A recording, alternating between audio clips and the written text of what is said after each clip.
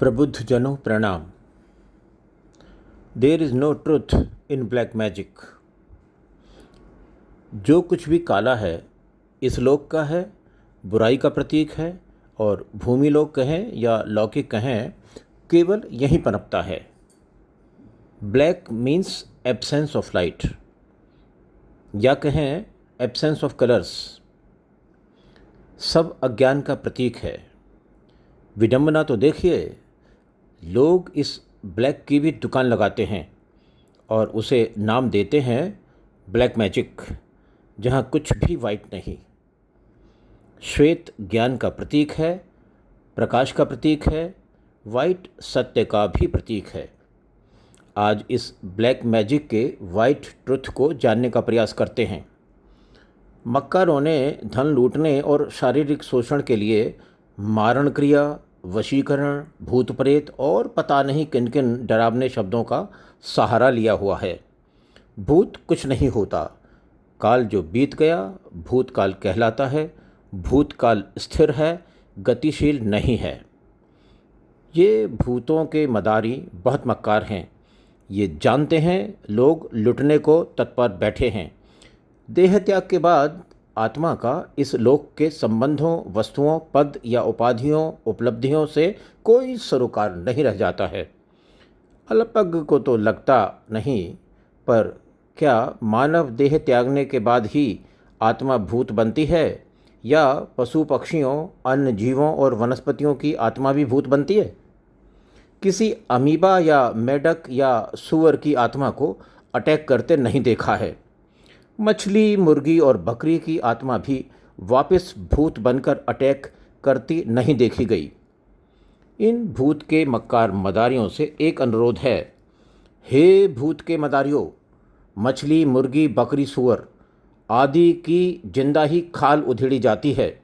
इनके भूतों की एक सुसाइड अटैक टुकड़ी तैयार करो, जो ये उनकी चमड़ी उधेड़ सके जो इनको काटते हैं।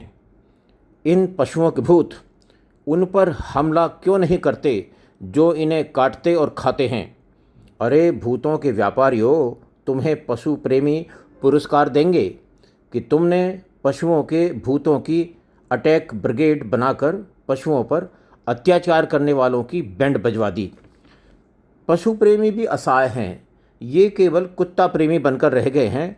भूतों के मदारियों, इनकी सहायता करो। किसी विद्वान से प्रार्थना है कि भाई पशुओं की 13वीं वगैरह के विधान की कोई पुरानी पुस्तक ढूंढो, नहीं मिले तो रचना कर दो। कम से कम पशुओं का भूत 13 दिन तो उस स्थान पर रहेगा जहां वह कटेगा। और इन पशुओं के भूतों को ट्रेन करो कि ये काटने वाले को ही काट दें। क्या इन भूत के मदारियों में कोई पशु प्रेमी नहीं?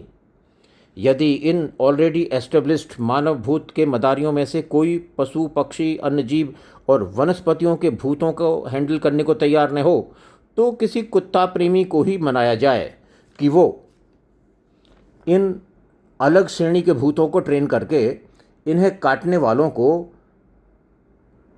इनसे कटवाकर पशु प्रेमी का मूल कर्तव्य निर्वाह कर सकें। यदि वनस्पति के भूतों को भी पकड़वाकर ट्रेन करें तो वन रक्षण भी हो जाएगा, क्योंकि तब वनस्पति का भूत वन को काटने वालों को और वन में आग लगाने वालों को स्वयं जलाकर भस्म करेगा। ये भूतों के मदारी केवल मानव भूतों को ही नचाएंगे, क्योंकि मानव भूतों के व्यापार में बहुत पैसा है। ये तो थी गंभीर चर्चा भूतों की। अब भूतों पर हल्की फुल्की चर्चा करते हैं। देह त्याग के बाद आत्मा का इस संसार की या कहें लौकिक गतिविधियों से कोई संबंध नहीं रह जाता। किसी भी कर्म फल के भोगने को देह धारण करनी होगी, इसमें कोई छूट नहीं है। आत्मा शुद्ध, शाश्वत, नित्य चेतन है। उसे भूत कहकर अनादर ना करें। भूत केवल काल बनता है, आत्मा नहीं, क्योंकि भूत स्थिर है। चेतन में गति है, आत्मा चेतन है, काल की तरह जड़ तत्व नहीं है।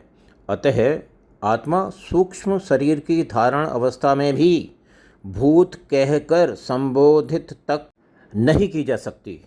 जो करते हैं वो भूतों के मदारी हैं।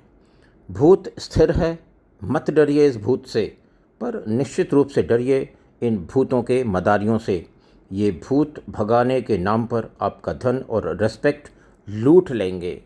देह त्याग के बाद आत्मा यदि सूक्ष्म शरीर के भी साथ है, तब भी वह अलौकिक लोक की यात्रा पर है, इस लोक की नहीं। परमात्मा के स्मरण मात्र से भूत भय मिट जाएगा। परमात्मा का नाम आप चुन लीजिए।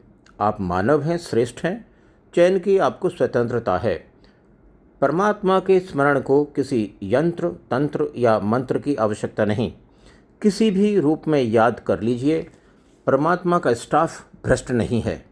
यदि कोई ज्ञान मार्गी, लॉजिक मार्गी भी है, तब भी सर्वव्यापी परमात्मा तो मौन की भी भाषा जानते हैं। सबसे बड़े रक्षक परमात्मा हैं। हीलिंग पथ तो सनातनी है। श्री विष्णु, श्री राम, श्री कृष्ण, श्री महादेव में परम विश्वास है कि ये सब परमात्मा के ही संबोधन हैं, सगुण क्या और निर्गुण क्या। मत डरिए किसी भूत से। भूत तो स्थिर काल है, आपका कुछ नहीं बिगाड़ सकता, पर भूतों के मदारियों से कोसों दूर रहिएगा। आप इनके पास न जाना। आप तो हीलिंग पथ पर आना। यहाँ कोई भूत नहीं है। आप हीलिंग पथ पर आए। आपको प्रणाम।